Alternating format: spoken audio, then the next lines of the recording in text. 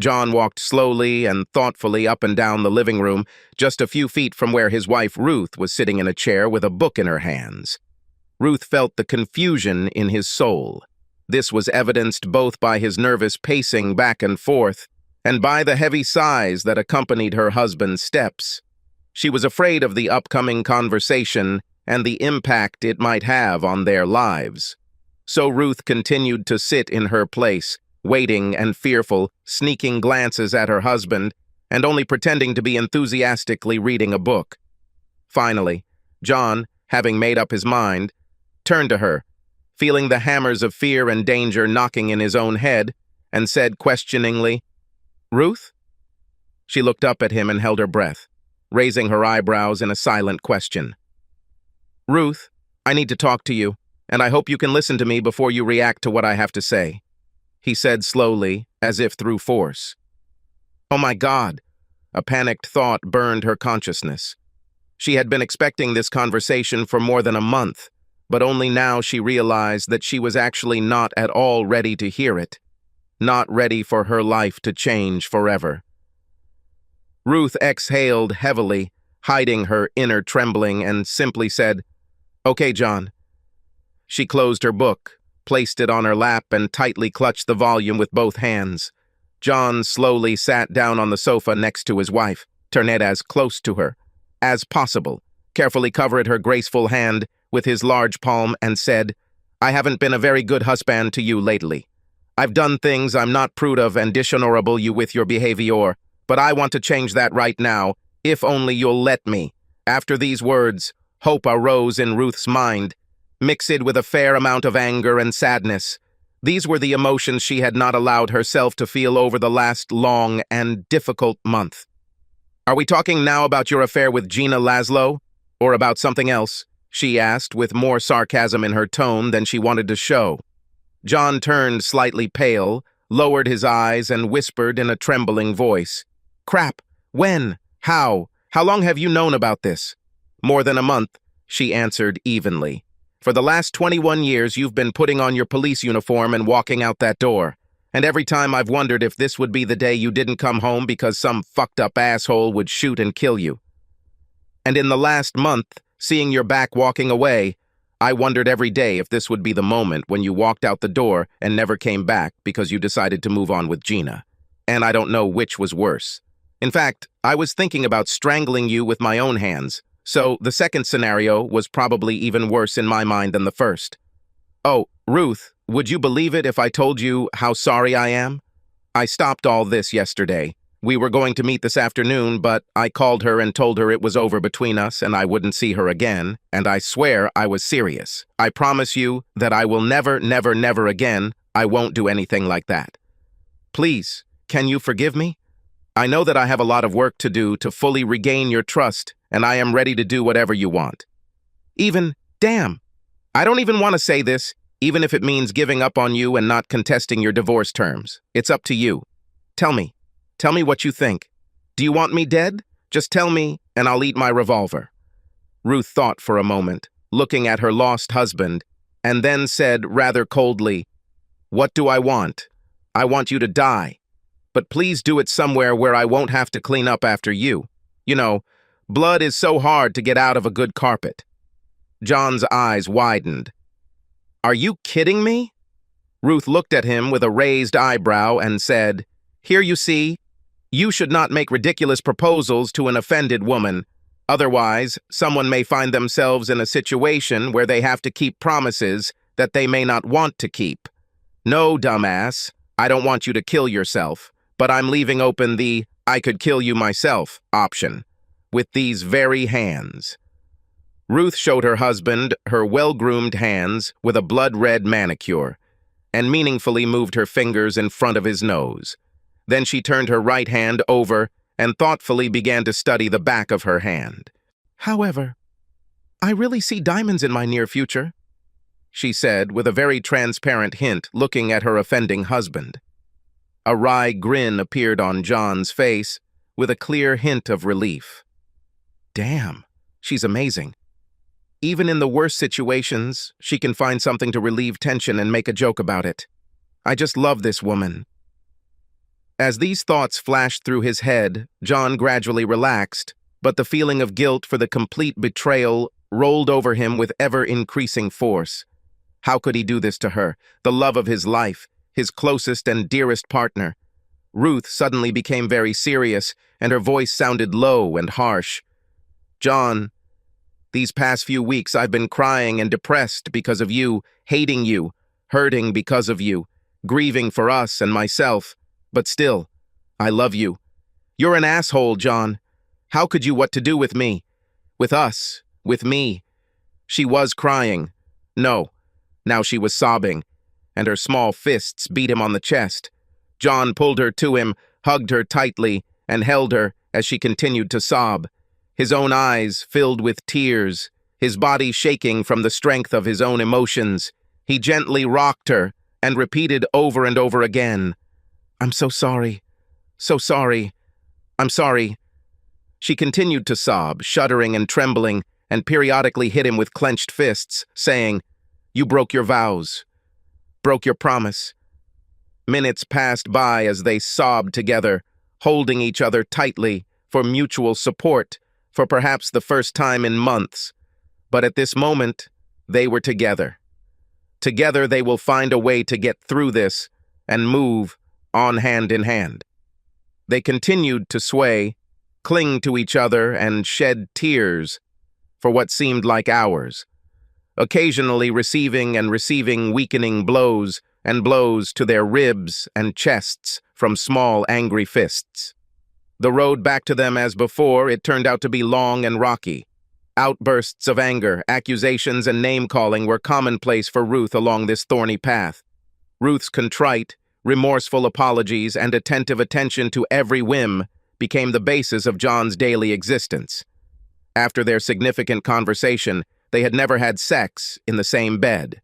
Ruth's reasoning was that she had slept with him when she found out about his adventures before his confession, and saw no reason why she couldn't share his bed now. But there will be no real sex with her until she finally forgives him. "Besides," she said to him one evening, "it will be easier for me to keep an eye on you if I can see you." She often wore her sexiest nightgowns, and even went so far as to buy very seductive sheer outfits to wear to bed, but made it clear that sleeping next to each other was all they would do in bed until she decided otherwise. Having taken a morning or evening shower, Ruth stood in the bedroom with the sun or the light on, and, captivatingly bending and bending, dried herself with deliberately slow and smooth movements. At any suitable opportunity, she did not hesitate to show off her luxurious naked figure, which she had never done before. When she went to bed, she used perfume and cosmetics with the sole purpose of driving John crazy with lust and desire. At various times of the day, she would suddenly turn on sensual music and perform a slow, undulating striptease in front of John's wide-eyed and open-mouthed eyes, and then calmly return to the routine chores she had previously performed around the house. Damn it. He didn't expect that his wife, whom he had known for so many years, could be so cruel. John had to move around the house rather awkwardly, coping with a constant erection during this terribly frustrating and seemingly never-ending dry spell. Among other things, Ruth began calling John at strange, completely unpredictable times during his workday to find out where he was. She even called his other fellow cops working the same shift and asked them to have John answer the phone on their desk, just to make sure John was actually where he said he would be. To say that John was on the very short leash would be a gross understatement. But he approached the process with humility, realizing that it was the price he had to pay to return to Ruth's heart. He even bore the constant teasing from his fellow shiftmates with stoic calm, reproaching them for it and warning them that they themselves could find themselves in his place, or even in a worse situation, if they ever went astray. So John learned his lesson. One night, about 2.5 months after his confession, John slowly woke up from his sleep and discovered, or rather, sex in progress with his participation. After catching her breath a little and recovering from the frenzied sexual high, Ruth finally squeezed John's face tightly in her hands, looked straight into her husband's eyes, Her flaming green eyes were visible even in the very low light of the darkened bedroom, and said in a voice breaking with excitement, "Remember one thing. You are mine, only mine, completely mine, and never. Do you hear? Never don't forget about it anymore. If you cheat on me even once more, I swear, you will not live." For added emphasis, Ruth hit him on both shoulders with her fists to hammer home the understanding that she was very serious. John ran his rough hand over her face, wet with sweat, kissed her lips very tenderly, and whispered, "Yes, yes, my love, I'm yours, forever, I promise. Thank you, thank you. Damn, what a fool I was. Never, never again. I swear, I swear, I swear." They settled into a soft and wet, intertwined embrace, calmly thinking about where they were, what they almost lost, and where their road would lead next. John kissed the top of Ruth's head and gently stroked her lithe back. It was a real paradise in which his past sins were forgiven.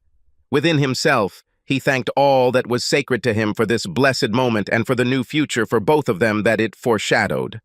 After a long, painful silence, Ruth said softly, but with a hint of oppressive foreboding, "John, I need you to answer 2 questions for me. The first is why Gina, and second, what made you break up with her and admit it to me?" John shuddered slightly, trying with all his might not to ruin this precious moment, and certainly not wanting to return to that page of his memories that had caused all the suffering and struggle that the two of them had just gone through with such difficulty and emotional devastation. He thought silently for a long minute, looking at the ceiling, and then turned his head on the pillow towards her and said quietly, "Baby, I'll tell you everything you want to know. I promise this. Well, I guess the question is, why Gina? Pretty simple. She's been hitting on me for several months, popped into the station to bring me lunch and just talk. Gina always talked about how alone she felt after killing Bill, and that if I could help her, she would be very grateful for it." John was silent for a few seconds, smiled sadly, and continued, "I think she just decided that Bill, her love, left her alone. She should just continue to live and find whoever, and I was that whoever. It was too easy, and she fueled my old cop ego with my feminine wiles. I really felt sorry for her, I really did." The wife snorted disdainfully. "So, if you had contacted Celia Johansson, I would have just walked into your office, poked you in the side 3 times with a fork, and given up. There is no way I could compete with this young beauty. Hell, if she'd just take one look at me, I'd give myself to her. And you know I'm miles away from being attracted to a woman." Ruth grinned indulgently, thoughtfully running her fingers over the curves of her breasts. "In truth, I have to admit that Gina has the most beautiful breasts that money can buy. Maybe you want me to have a breast enlargement too." John stopped her decisively, but there was a playful note in his tone. Ruth gave a playful salute, giggled quietly, and simply said, "Yes, sir, yes, sir." John paused for a long time and then sighed. "As for your second question, I will answer it. But for this, I need you to read something. Then I think you will understand why I decided to confess everything. Can we put this question off until the morning? I'll take the day off and tell you the whole story. Sounds fair enough?"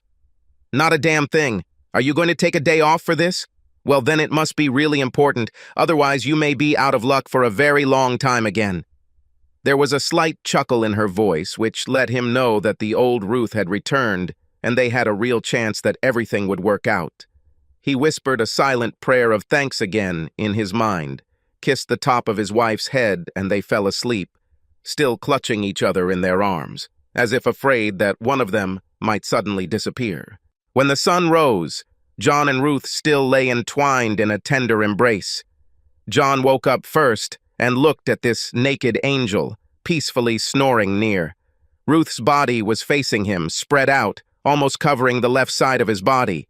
Her head rested on his chest, just below his left nipple.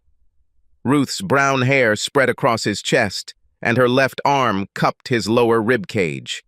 It was so wonderful to see her nearby and feel so whole and happy in the arms of the woman I loved.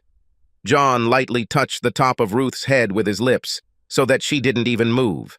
As he lazily reviewed the events of the night, the thought suddenly occurred to him that he had gone to bed in his underpants. A question immediately flashed into his mind. How the hell did she manage to take them off without waking him up? And what happened to them? John raised his head, and after a quick inspection, the answer immediately became clear. On either side of his prone figure, he saw the edges of his shorts, or rather what was left of them, spread out to the sides of his body, like short wings. The little minx simply cut the panties off his body and threw away the top part. He snorted quietly for several seconds, barely able to contain himself so as not to burst out laughing, until the disturbing thought came into his head that Ruth could just as easily turn him into the first soprano soloist in the Vienna choir with a couple of simple movements. Boys. He froze, digesting this likely scenario, and swallowed nervously, thanking the Almighty that it did not come true. John then decided that if his wife used him for pleasure while he slept, then there was nothing stopping him from doing the same to her. To do this, he carefully turned her onto her back and began to perform maneuvers to sweetly seduce her warm and velvety sleeping body. Ruth opened one eye, giggled softly, and whispered in a husky, sexy voice, "Don't forget to cover me when you're done." Then she closed her eyes and began to snore loudly, trying to keep the smile off her lips. John couldn't help but laugh heartily at her funny but unsuccessful attempts to pretend to be asleep. For the first time in months, they made love deeply and passionately, pausing only for John to call the station and say he was taking the day off. The duty sergeant, hearing John's breathless voice, just grinned. "Damn it, John! If she finishes you off, make sure she calls me first." "Okay, buddy. I'm glad you came to your senses. Enjoy your day off. You lucky asshole." Having finally left the bed, in which more events had happened in one night than in recent years, the couple moved to the breakfast table, calmly sipping steaming coffee and thinking about their future. All their thoughts were about the times ahead that they would face together, and perhaps the promise, or at least the hope, that better days lay ahead. John decided to start the conversation with a humorous question to lighten the tension a little. "So what the hell even happened last night?" he asked, with a Cheshire cat grin and a slight chuckle in his voice. "You were fucking gorgeous, girl, and I didn't know you were capable of that, especially the part where you cut off my damn boxers." "I admit, my head is a complete mess." Ruth looked at him with a sly, comical grin over her coffee cup, mischievous delight dancing in her emerald eyes. "Well, if you really want no, after teasing you mercilessly with my late-night sex shows and all my seductive strip teases, I was on the edge myself. Last night I dozed off with my back to you, and you sort of snuggled up to me in my sleep. Understand? When I felt this big, hot piece of male flesh pressing insistently between my buttocks, I simply could not stand it any longer. You were passed out, so I turned you over on your back, took the scissors, cut your panties, and climbed on board." Ruth rolled her eyes dreamily, stroking John's muscles. John just shook his head and smiled widely at her confession. Gradually, the smile faded from John's face, and he looked thoughtfully at his wife. He then got out of bed, quietly left the room, and returned a few minutes later, holding several folded pieces of paper in his hand. "Ruth," he began hesitantly, "last night you asked what made me stop dating Gina, and I want to answer that question now. I want to say it again. You can ask me any questions about this, and I will answer as thoroughly and truthfully as I can. Please, first of all, you need to know that I never stopped loving you, caring for you, and wanting you. I know that sounds like complete bullshit after what I did to you, to us, but I swear it's true. It was all about ego and horniness and all that macho shit. I hate myself for what I did, and I wish I could fix it. Just so you know, Gina has never, not once, come close to being this hot, beautiful, sexy, loving, wild as hell as you are, even on your worst day. You are the best thing that ever happened to me, and I will not jeopardize you." He corrected himself. Us again. As for what happened and what gave me a kick in the ass and opened my eyes to what I was doing then, this is what happened. This is what led to the realization and admission of my guilt. John took a deep breath and then continued. A couple of weeks before our conversation, I was working on a report about a corpse found in an alley in one of the most seedy areas of the city. I went to the coroner's office, spoke with him, and later examined the victim's body. The body belonged to a woman about 35 years old. The skin on her hands was rough and cracked, as if she was not used to real hard work, but had been doing this kind of work for some time. This poor woman was robbed and strangled to death. She had no ID or other documents on her, nothing that could be clinging to understand who she was. This case didn't represent anything particularly unusual, but, there was something about this woman that haunted me. I kind of felt like must work on this matter more carefully. So, I asked a couple of our guys from the precinct to scour the area, talk to the locals, and they were able to determine that she worked as a cook at one of the greasy spoon eateries in the area. In that cafe, they paid her in cash, and they didn't even know exactly what her name was. They called her Sad Sadie, or even just sad to her face. The guy we talked to said that she was always sad about something, but she kept herself very withdrawn. She lived in a shitty apartment next door to an abandoned building where drug addicts and runaway children constantly gathered. By the way, during the investigation, we found her personal belongings in various places in this abandoned building, except for those few things that were not even worth stealing in the wrecked apartment of this unfortunate woman. I was examining her old coat, which was once quite an expensive thing, but by that time it was very worn out. In a half-torn inner pocket, I found this letter. At that moment, John lifted the sheets of paper and showed Ruth the papers, which she apparently hid and was going to mail, but apparently did not have time, or did not dare to do so. I read the letter, in the hope that it would tell me more about who this woman was. It was 2 days before I came to you to confess. From the letter, we managed to find out who she was, and as a result of our interviews, we were able to get on the trail of her killer. This happened just last week. When we were chasing this criminal, he was smart enough to run away from our guys across the street and get run over by a truck. Long story short, he died at the scene, saving us a ton of paperwork and saving the city money on legal proceedings. Anyway, this letter continued to haunt me, so I made a copy and read it again. I will read this letter for you, or if you want, you can read it yourself, whichever you prefer. Ruth looked closely at John and asked him to read the woman's letter to her so that she could understand how it affected her husband. John straightened the crumpled sheets of paper on his knee, took the first one in his hands, and began to read, "My dear Ben, I know you probably don't want me to ever address you like that, but that's what you are to me. I can't express how much I'm sorry and how I punish myself for what I did to you and to the children, and I will never be able to get over my own betrayal of you. I'm sorry, Ben. I turned into the kind of person I had always looked at with complete disgust. How could this even happen? What happened to that faithful, devoted wife and mother you used to know? For 6 months I lived a lie. I looked into your eyes, smiled, and joked with you, although deep down I knew that at the same time I was cheating on you with another man. I hate myself for this duplicity. My dear sweet husband, it is very important to me that you know that on your part you have done nothing wrong. No inattention, no forgetfulness on your part can justify the enormous pain that I caused you. Everything that happened is my fault, and only mine. A man who was not my husband complimented me and flirted with me until I fell for his stupid tricks. What a fool I was to trade your daily attention and support for a few well-chosen, flattering words about my appearance and intelligence. Somehow, when you said those same words, they didn't mean as much to me and were taken for granted.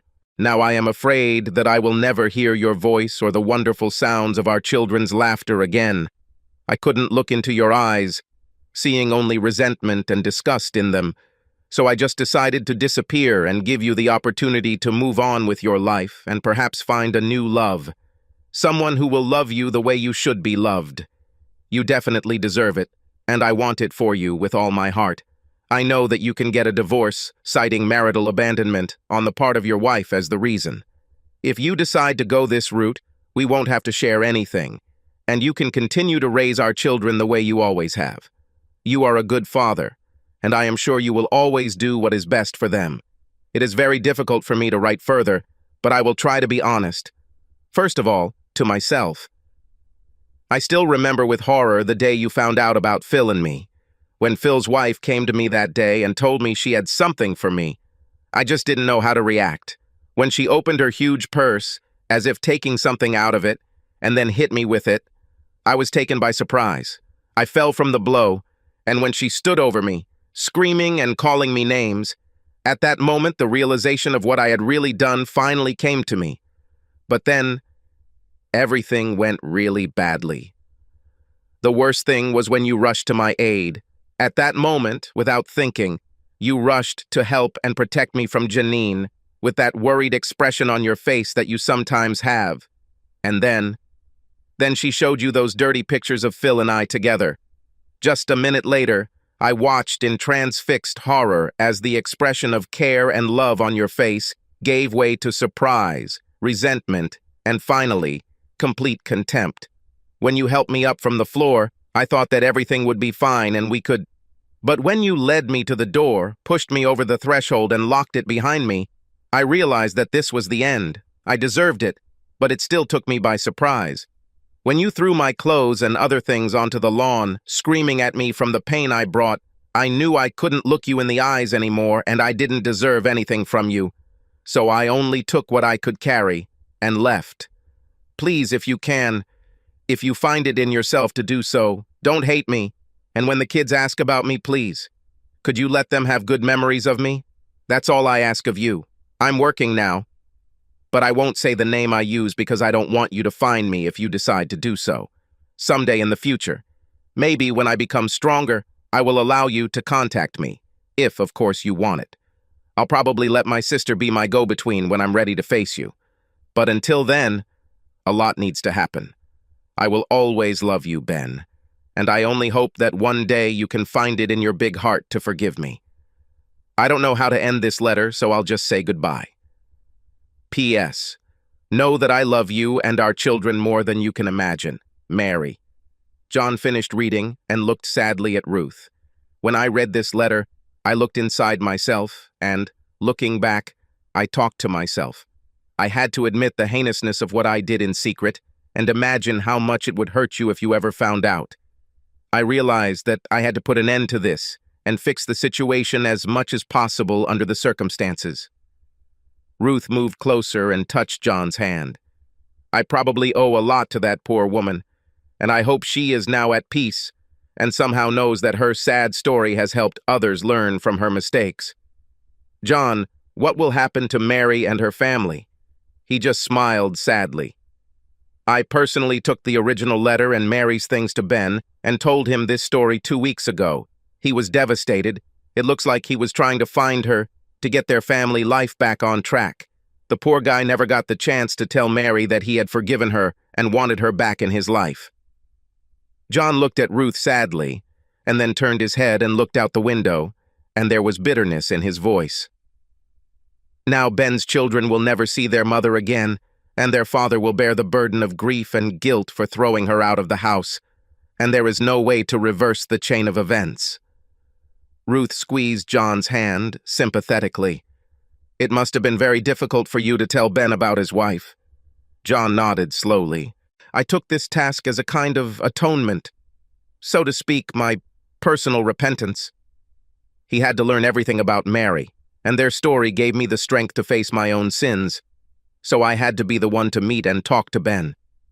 There was silence in the room for a while, and then John sighed and said, "Unless you want to talk about some other aspect of this mess, I'd rather take a shower, and then we can work out a plan of action for the rest of this day. What do you think?" "Sorry, baby." She hurried. Insert Ruth. "But your day is already planned. Firstly, you will take a shower, but you will not be there alone, and I expect from your crafty hands and not only the hands of great achievements that will provide me with a very pleasant sensations. And I swear you won't leave the shower until I'm completely satisfied. Yours work, or until the hot water runs out. Whichever happens first." She winked at her husband with a slightly predatory grin. "Secondly, well, let's dress up to go out into the city, where a sumptuous lunch and shopping trip will await me, with an obligatory visit to the jewelry store, after which on my finger will be that diamond ring that I clearly saw in my future. You remember this, right? And thirdly," Ruth bent her finger, completing the list of her grandiose plans, "we'll figure out how we can meet old Gina Laszlo and really rub her nose." I win. She loses. Any questions? There were no questions. John, smiling, raised his hands up, agreeing with his decisive wife on all points. As they headed upstairs to the bedroom and shower, John had to use his wits. He felt that he simply had to ask Ruth this question, visions of which were swirling in his head. "Yes, I really have one important question. Do you think... Could we also put on our to-do list a call to Celia Johansson and set up a hot session between you and her? Honey, just imagine how cool it will be." John whistled playfully. "Damn it, we could sell tickets and make millions from it. Half the Western world would pay big money to see this scene. And I, of course, will get a ringside seat." Ruth turned sharply on the stairs and deftly brought her clenched fist to his nose, looking down at him from the steps.